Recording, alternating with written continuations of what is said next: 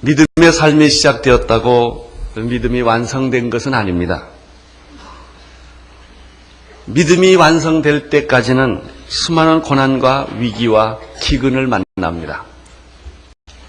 믿음의 사람은 기근을 만난다. 이것이 오늘 말씀의 주제입니다. 갓 태어난 어린 아이는 곧바로 성인이 되지 않고 자라는 과정이 꼭 필요합니다. 처음에는 우유를 먹고 좀 더 크면 죽을 먹지만 이제 성인이 되면 단단한 음식까지 먹게 됩니다. 어린이는 이렇게 자라나는 과정에 응치레도 하고 사고도 당하고 또 사람들에게 거절당하는 것도 경험하기 시작을 합니다. 자기가 원하는 것이 다 되지 않는다는 것을 깨닫습니다. 상도 받고 실패도 하고 절도 경험하면서 성숙한 어른으로 자라는 것처럼 믿음은 수많은 불가능의 여러 가지 어려운 상황과 기근과 그리고 내 마음대로 되지 않은 현실을 통과하면서 우리의 믿음 아름답게 성장하고 연단해 가는 것입니다. 10절을 보십시오. 10절 시작. 그 땅에 기근이 있으므로 아브라함이 애굽에 우고하여 그리로 내려갔으니 이는 그 땅에 기근이 심하였습니다. 약속의 땅은 장밋빛 낙원이 아니었다고 하는 사실을 여기서 보여줍니다. 아브라함은 어렵게 믿음을 시작했습니다. 그는 한때 좌절하기도 했습니다. 아버지 때문입니다. 가나안 땅에 가려고 했지만 아버지가 자꾸 하란에 머물고자 하니까 떠날 수가 없어서 하란에 머물다가 그는 아버지를 박차고 또 믿음의 여행을 시작합니다. 하나님께서 지시한 땅으로 그는 계속 갔습니다. 드디어 가나안 땅에 이르렀고 세겜 나무를 거쳐서 거기에 하나님의 임재를 경험하고 그리고 그는 거기 달을 쌓고 예배를 드림으로써 이제 믿음의 그 삶이 여기까지 오게 된 것입니다. 그러나 약속의 땅에 와본 현실은 무엇입니까? 기근이었습니다. 10절을 다시 보십시오. 그 땅에 뭐가 있었습니까? 기근이 있으므로. 우리는 이런 경험을 합니다. 어떤 사람은 약속하고 약속 장소에 가보니까 그 사람이 안 나온 거예요. 30분, 1시간을 기다려도 안 나올 때는 굉장히 초조하고 당황을 합니다. 내가 약속을 잘못했나? 시간을 잘못 말했나? 이런 생각을 늘 합니다. 우리 가끔 약속을 했는데 일주일을 잊어버려가지고 다음 주 화요일인데 오늘 이번 주 화요일 만난 줄 알고 가본 그런 경험도 있습니다. 사람이 거기 안 났을 때 우리는 의심하게 되고 추측하게 되고 흔들립니다, 마음이. 저는 제 아내와 데이트할 때 죄송한데 그렇게 많이 제 시간에 못 갔어요. 이제 설교하고 교회일 행사단들 쫓아다니니까. 그래서 얘기를 들으니까 저를 기다리다가 신약을 다 읽었다고 그러더라고요. 아브라함은 약속의 장소에 와 보니 기근이었다. 이것이 오늘 주제입니다. 약속의 기도를 하니까 결과가 원하는 대로 안 나온 거예요. 아브라함이 얼마나 당황했겠습니까? 그는 어쩔 줄을 몰랐습니다. 왜냐하면 살 수 없는 기근이었기 때문입니다. 그때 순간적으로 아브라함의 머리를 스치는 것이 있었습니다. 그렇다. 이렇게 고민하지 말고 잠깐 애굽으로 피신하면 될 것이 아니냐. 이러면 하나님의 면도 살려줄 수 있고 나도 살 길이 있을 것 같다. 여기에 믿음의 함정이 있습니다. 그럴듯한 생각과 하나님의 말씀은 다릅니다.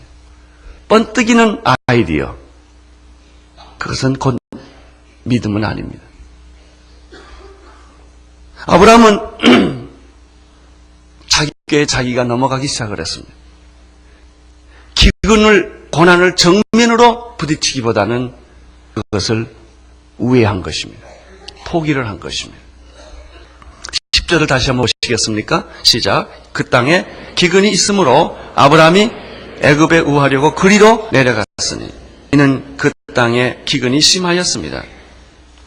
여러분, 하나님이 아브라함에게 애굽으로 가라는 말씀을 하신 적이 없으십니다. 하나님의 명령으로 순종을 해보니까 거기는 비근이었습니다.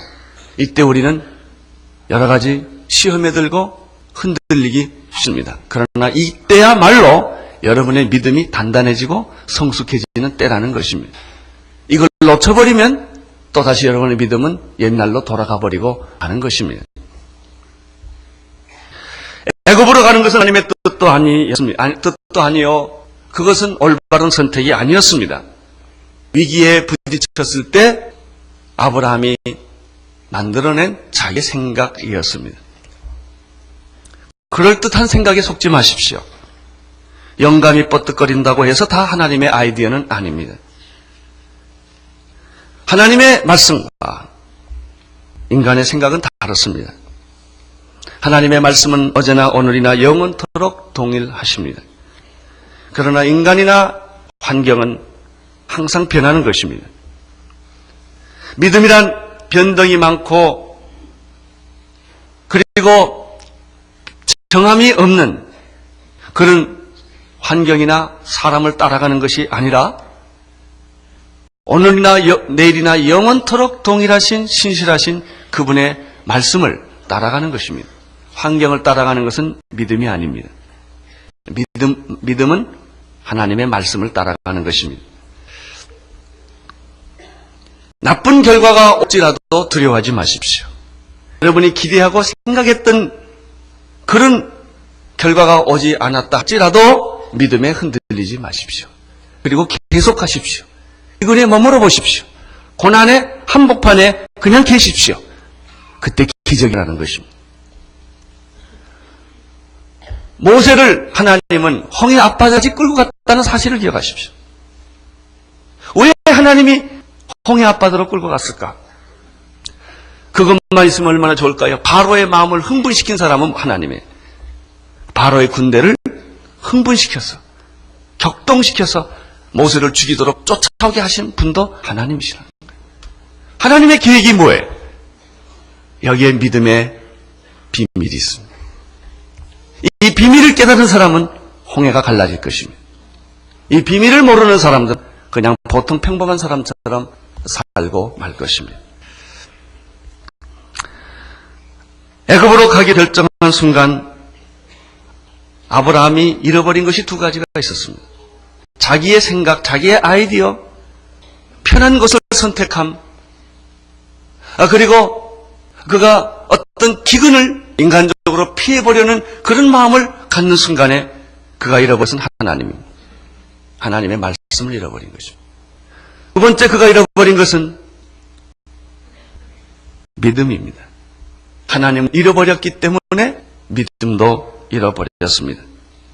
믿음을 잃어버렸기 때문에 그에게 다가온 현실은 불안입니다. 염려와 근심과 걱정입니다. 여러분, 믿음의 생각을 하지 않으면 불길한 예감이 듭니다. 믿음의 생각을 하면 만사가 형통할 것 같은 그런 믿음이 옵니다. 하나님을 잃어버리면 부정적으로 사람이 변합니다. 어떤 환경과 고난 속에서도 하나님을 잃지 않고 믿음을 잃지 않고 따라가면 나도 모르는 사이에 내 마음에 축복과 긍정적인 믿음, 생각이 나를 사로잡게 되는 것입니다. 11절, 12절 보십시오. 시작. 그가 애굽에 가까이 이를 때 그의 아내 사례더러 말하되 나 알기 그대는 아리따운 여인이라 애굽 사람이 그대를 볼 때 이르기를 이는 그의 아내라 하고 나를 죽이고 그대는 살리리니. 21절, 12절은 우리에게 가르쳐주는 바가 참 많습니다. 불안은 언제 오는가? 애굽에 가까이 올 때 생깁니다. 애굽이 가까이 올 때 아브라함의 마음에 변동이 왔습니다. 흔들리기 시작을 한 것입니다. 그것은 좋은 생각이 결코 아니었습니다. 소망적인 생각이 결코 아니었습니다. 자기 아내를 갑자기 보는 순간 더 불안해졌습니다.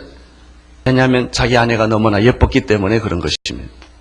예쁜 게 뭐가 잘못됐습니까? 그러나 예쁘다는 사실이 옛날에는 참 좋았는데 그 시간에는 그게 불안해진 것입니다. 이렇게 아름다운 내 아내를 다른 사람이 탐낼 것이다. 사실입니까? 아니에요. 믿음이 없는 아브라함 머릿속에 부정적인 생각이 발동한 거예요.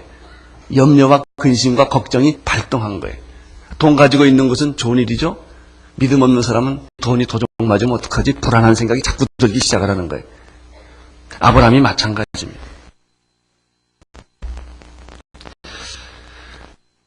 불신앙은 염려과 걱정을 만듭니다. 하나님을 신뢰하는 것은 믿음과 확신과 소망을 줍니다. 불신앙은 자기도 모르는 사이에 자꾸 최악의 상상력을 갖게 됩니다. 반대로 믿음을 가면 최선의 상상력이 생겨납니다. 아브라함의 생각은 애굽에 가까울수록 더 농직게 나타납니다. 처음에는 어떡하지? 내 아내를 누가 뺏어가면 어떡하지? 이렇게 생각하다가 생각이 발전됩니다. 내 아내를 뺏어가려면 사람들이 날 죽이겠지.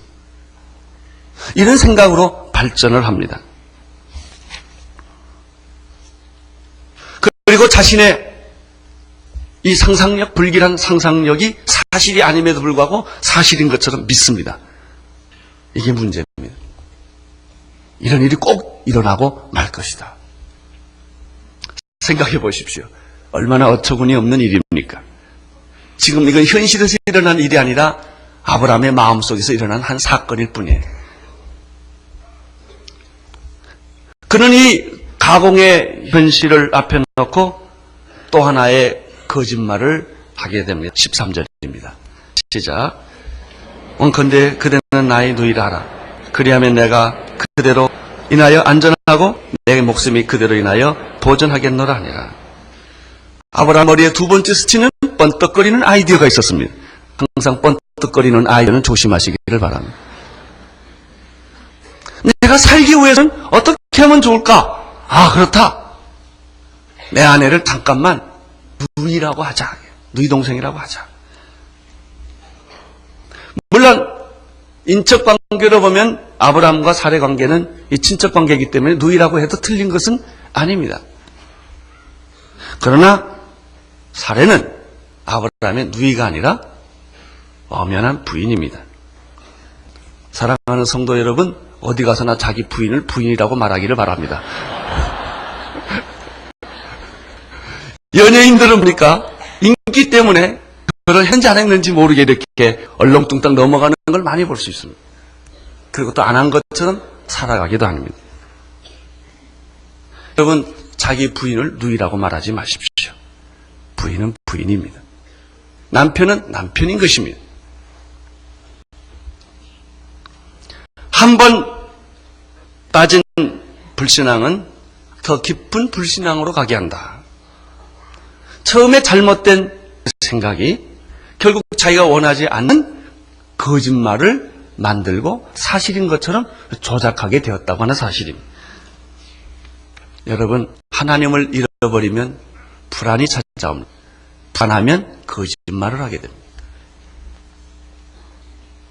믿음의 사람이 기억해야 될 일이 있습니다. 기근을 만난다는 것입니다. 그것은 현실입니다. 제가 알기에 믿음의 사람이고 기근을 안 만난 사람은 하나도 없습니다. 종류가 다를 뿐이요. 형태가 다를 뿐이지.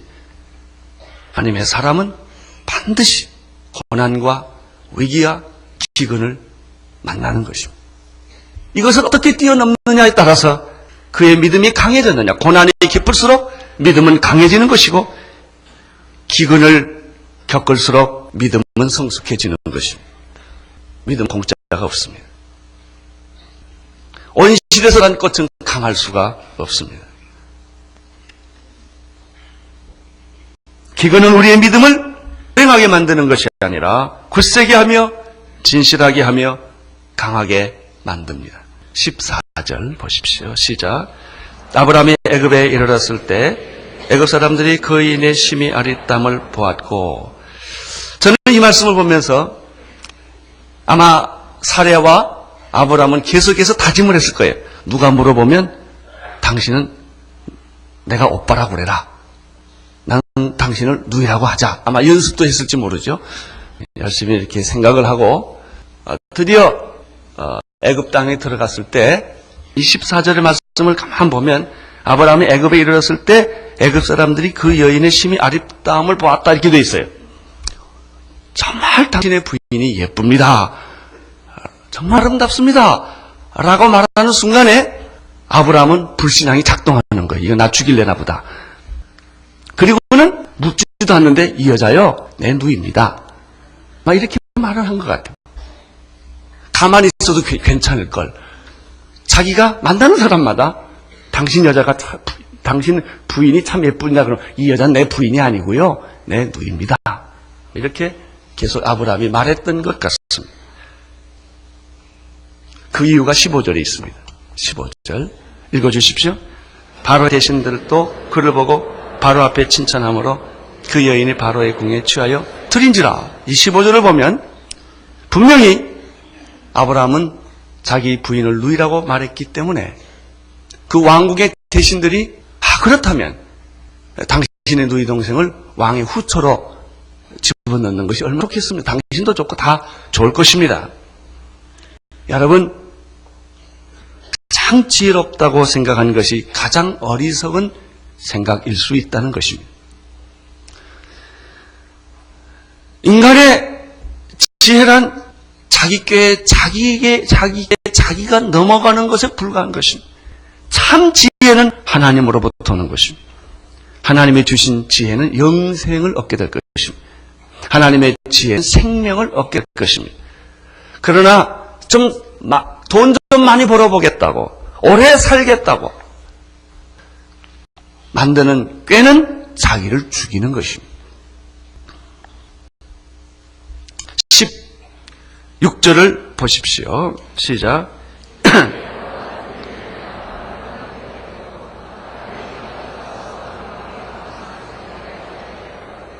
자기가 판 무덤에 자기가 들어간 아브라함은 이제 덫에 걸린 신세가 되고 말았습니다. 변명할 수도 부인할 수도 없는 난처한 처지에 빠지게 된 것이죠. 거짓말은 자기 부인을 뺏기게 하는 결과를 가져온 것입니다. 왜 그 거짓말을 했습니까? 불안했기 때문입니다. 왜 그가 불안했습니까? 하나님을 거부했기 때문입니다. 그런데 16절에 보면은 좀 더 복잡한 상황이 생겼습니다. 그것은 왕이 너무 고마워서 아브라함에게 선물도 주고 뇌물도 줬다는 거예요. 이 선물이란 사람의 입을 막게 하는 능력이 있습니다.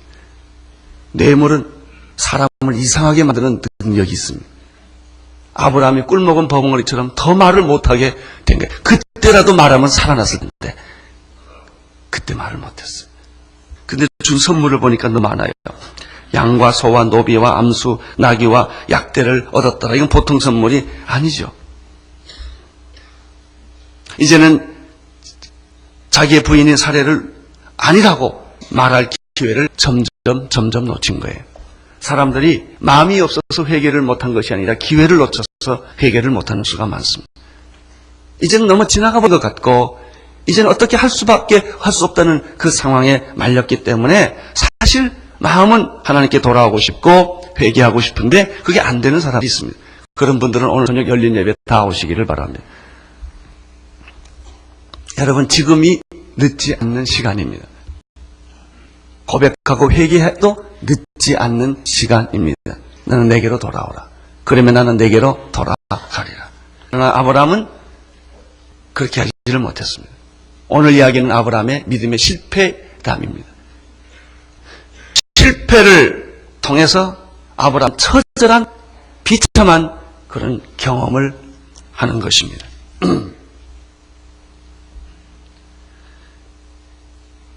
여기서 한 가지 더 생각해 볼 일이 있는데 아브라함이 받은 선물 중에 노비가 있었습니다.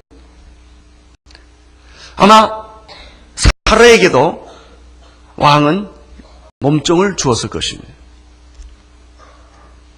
그 얘기가 창세기 16장 1절에 있는데 아브라함이 아닌 사례는 생산치 못하였고 그에게는 한 여종이 있었으니 애굽 사람이요 이렇게 돼요.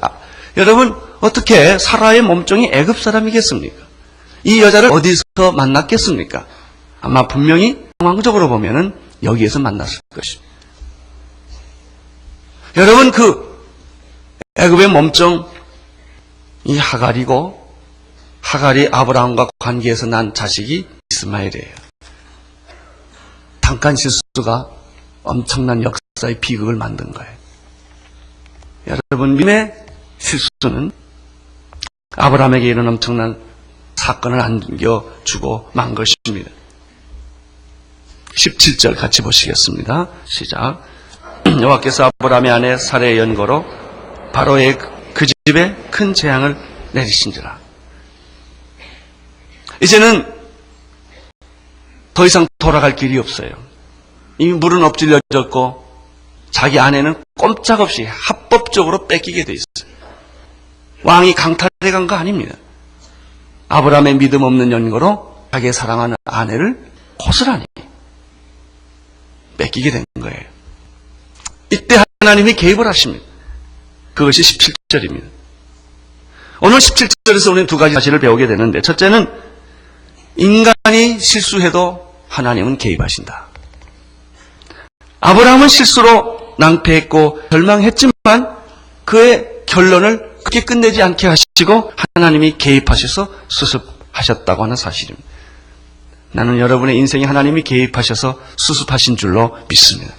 여러분은 실패했고, 여러분은 좌절했고, 여러분 절망을 했습니다. 그러나 하나님은 여러분을 버리지 않으셨고, 그럼에도 불구하고 하나님은 여러분의 인생에 개입하시기를 원하시고 여러분의 삶을 영광스럽게 바꿔주시기를 원하십니다. 이것이 하나님의 사랑이요, 은혜요, 섭리입니다. 더 이상 갈 것이 없을 때 하나님은 우리의 길이 되시고, 우리가 이런 죽게 되었을 때 하나님은 우리의 소망이 되십니다. 그래서 예수님께서 말씀하시기를 내가 곧 길이요 진리요 생명이라고 말씀하셨습니다. 나로 말미암지 않고는 아버지께로 올 자가 없다고 말씀하시기도 하셨습니다.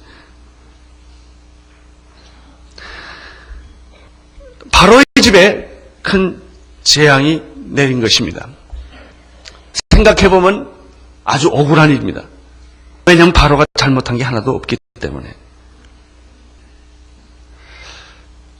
그 피해는 아브라함이 받아야 됨에도 불구하고 그 피해가 바로 왕에게 갔다는 것이죠. 오늘 17절에서 두 번째 발견하는 메시지가 이것입니다. 믿음의 사람이 실수를 하면 주변에 있는 사람이 피해를 본다. 여러분, 오늘날 한국교회 위기는 철저하게 교회 책임이에요. 저는 그렇게 믿습니다. 뭐 경제가 어떻고 정치가 어떻고 우리는 그렇게 말할 자격이 없다고 생각합니다. 하나님은 여러분을 보는 시각과 세상 사람 보는 시각이 달라요. 똑같이 보지 않습니다. 의인 한 사람은 예루살렘을 구할 수 있는 능력이 있고, 의인 10사람은 소돔과 고모라를 구할 수 있는 가치가 있는 사람. 그리스도인의 가치는 별달라요. 믿음의 사람이 믿음을 지키지 않고 하나님의 사람이 세상 길로 가면 세상이 환난을 겪습니다. 그 예가 요나서입니다. 요나는 니느웨로 가지 아니하고 다시스로 도망합니다. 하나님의 꿈은 요나를 통하여 니느웨에 가서 타락한 백성들을 회개시키는 일이었는데 요나는 도망을 가서 다시스로 갑니다. 다시스로 가는 배를 탑니다. 그런데 갑자기 태풍이 불고 폭풍이 치고 파도가 불어서 배가 깨어지게 된 거예요. 사공들은 죽을 고생을 합니다. 거기에는 하나만 탄 것이 아니라 많은 사람이 탔는데 너무나 폭풍이 심하기 때문에 그 배 안에 있는 짐을 바다에 다 던졌습니다. 무거운 것을 다 던져도 배는 견디지를 못하는 것입니다. 그때 그 사람들이 할 수 없이 의논을 했습니다. 누가 여기 하나님의 원하지 않는 사람이 타 있는 것 같다. 제비를 뽑자. 드디어 제비를 뽑기 시작을 했고, 그 제비는 파도 속에 다른 사람은 다 고통하는데 배 밑에서 쿨쿨 자고 있는 요나에게 걸린 거예요. 책임의 주인공은 배에서 잠을 자고 있었습니다. 결국 요나는 고백을 하게 되었고 나를 바다에 던지라고 말합니다. 사람들은 요나를 바다에 던집니다. 무슨 일이 생겼습니까? 그 순간 파도가 잠잠해졌다는 사실입니다. 꼭 우리가 기억해야 할 말입니다. 믿음의 사람의 믿음을 지키지 않으면, 하나님의 사람이 자기의 길을 갖지 아니하면 괜찮은 것이 아니라 아무 죄 없는 주변의 사람들이 피해를 본다는 사실입니다. 이 사실은 오늘 아브라함의 사건 속에서도 똑같이 나타나는 사건입니다. 아브라함의 믿음의 삶을 지키지 않았기 때문에 그가 엉뚱하게도 애굽에 가면 풍요로운 나일강이 있는 그 애굽에 가면은 그 기근을 피하고 잘 살 수 있겠다고 하는 그 인간적인 욕심 때문에 그는 하나님의 뜻을 거역하고 애굽으로 갔다가 이런 수모를 당하게 되는 것입니다. 또 한 가지가 있습니다. 하나님의 사람이 믿음을 지키지 않으면 세상 사람이 고통을 겪는다라고 말한 것처럼 또 하나 있습니다. 믿음의 사람이 믿음의 길을 가지 아니하면 수치를 겪는다. 망하지는 않습니다. 수치를 겪는다. 나는 여러분이 수치를 겪는 일이 없게 되기를 바랍니다. 여러분 때문에 여러분의 주변 사람들이 어려움을 겪게 되지 않게 되기를 바랍니다. 여러분 어떤 사람을 믿어서 빚보증 섰다가 그 사람이 잘못됐을 때 그 빚보증 쓴 사람들이 얼마나 공력을 치릅니까? 그 사람이 잘못한 거, 그래서 도와주려고 했다가 이 사람 때문에 다 패가 망신하는 거예요. 똑같은 논리예요. 18절, 19절을 읽겠습니다. 시작. 바로가 아브라함을 불러서 이르되 내가 어찌하여 나를 이렇게 대접하였느냐? 내가 어찌하여 내 아내를 내게 구하지 아니하였느냐? 내가 어찌하여 그를 누이라하여 나로 그를 취하여 아내를 삼게 하였느냐? 내 아내가 여기 있으니 이제 데려가라. 18절 19절은 한마디로 말하면 뭐예요? 아브라함이 뭐 당하는 거예요? 수치당하는 거예요. 세상 사람들에게 의해서 교회가 조롱을 당합니다. 교회가 사랑하기보다는 싸우고 분열하고 교회 깨지고 서로 욕하는 걸 볼 때 세상 사람들한테 수치당하는 것처럼 오늘 여기에 세상 사람을 대표하는 바로 왕에게 하나님의 사람 아브라함이 혼욕을 치릅니다. 어찌하여 세 번씩이나.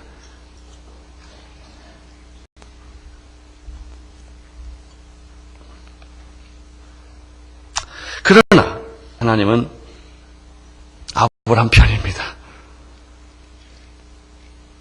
꿈에 나타나게도 하시고 그 집에 재앙을 내려서 아브라함을 건들지 못하도록 사례를 건들지 못하도록 하게 하십니다.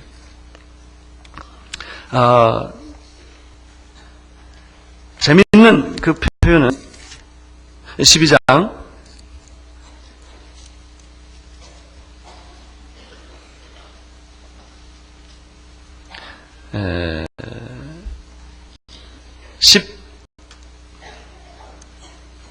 17절부터 다시 보시겠습니다.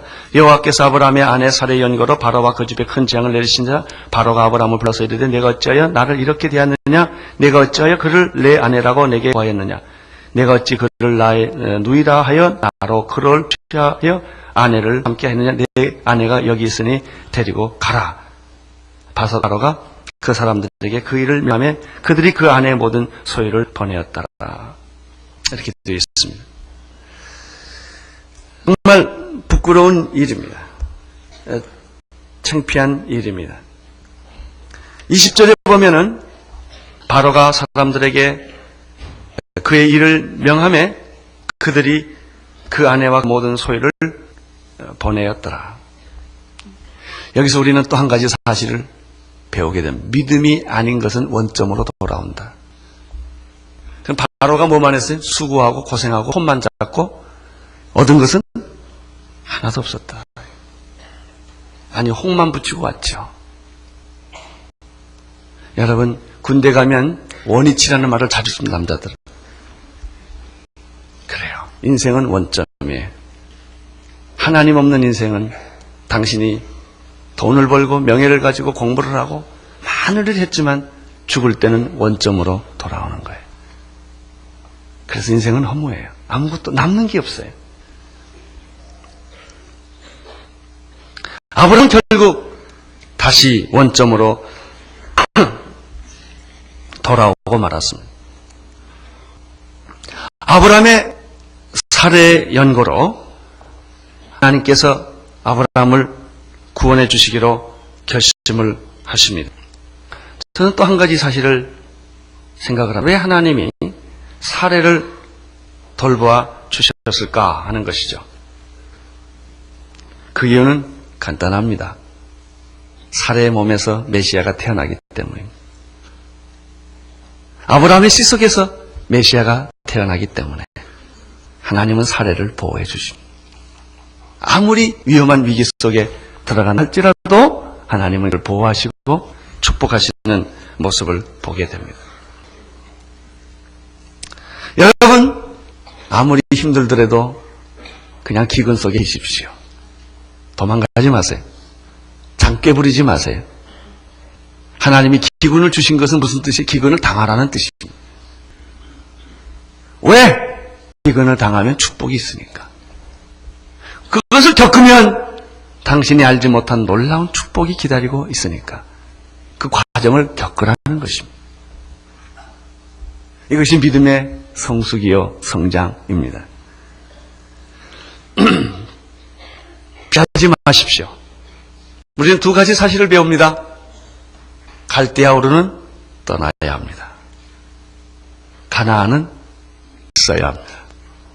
떠날 것은 빨리 떠나십시오. 그러나 고통이 있을지라도 어려운 자리를 할지라도 그 자리에 있어야 될 때는 그냥 있으셔야 합니다. 이것이 믿음의 삶이에요. 믿음은 떠남으로 시작됩니다. 동시에 믿음은 기근 속에 머물러 있어야 믿음이 완성이 됩니다.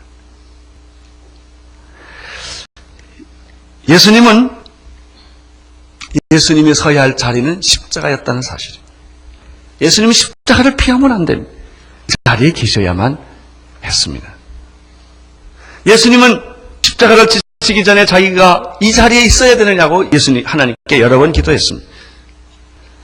그러나 마지막 때는 내 뜻대로 마옵시고 아버지의 뜻대로 하시옵소서. 그리고 십자가의 길을 걸으셨습니다. 그것은 고난의 길이었습니다. 그것은 손해보는 일이었습니다. 저는 여러분들에게 이런 믿음의 충고를 드리고 싶습니다. 어떤 일을 선택할 것이냐, 손해보는 쪽을 선택해 보십시오. 이익나는 쪽은 가능하면 포기하십시오. 항상 손해보는 쪽을 선택하다 보면 하나님이 이익이 여러분에게 있을 줄로 믿습니다. 여러분 자꾸 인간적으로 이익나는 쪽만 계속 따라가면 잘 될 것 같아도 그 결과는 비참해지기 쉽습니다. 사도 바울이 있어야 할 것은 자기 고향이나 자기 집이 아니었습니다. 저는 사도 바울 생각하면 그도 얼마나 자기 안방에 가서 좀 쉬고 싶었을까? 얼마나 휴가를 가고 싶었을까? 자기 집의 소파에 앉아서 좀 쉬고 싶은 마음이 왜 없겠어요? 그러나 사도 바울은 그 길이 자기 길이 아니었습니다. 그는 1차 전도 여행 끝나면 얼마 쉬지 못하고 또 떠나야 했고 2차 전도 여행 끝나면 쉬지 못하고 또 떠나야 했고 로마까지 가야 했고 색집에서 살아야 했고 그가 살아야 할 자리는 감옥이었다는 사실입니다. 그것이 믿음의 세계입니다. 우리는 너무나 믿음을 낭만적으로 화려하고 좋은 것만 생각합니다. 그렇지 않습니다. 믿음은 기근을 만납니다. 믿음은 고난 안에 있는 것입니다. 그리고 그 고통과 고난 안에서도 견뎌내는 것입니다. 견뎌냈을 때 하나님은 나에게 새로운 세계를 보여주는 것입니다. 기도하겠습니다. 하나님 아버지, 우리의 믿음의 삶이 시작되었습니다. 하나님에 머물고 있는 사람은 떠나게 하여 주옵소서. 고난 중에 시련을 겪고 있는 사람은 견딜 수 있는 힘을 주옵소서. 도피하거나 세상을 향하여 가지 않게 하여 주시옵시고 십자가를 함께 지고 가시는 예수 그리스도와 동행하게 하여 주옵소서. 주여, 우리는 하나님으로부터 위로와 격려와 용기가 필요합니다. 세상죄를 지고 가시는 예수 그리스도 하나님의 어린 양을 바라보게 하여 주옵소서. 예수님 이름으로 기도드리옵나이다.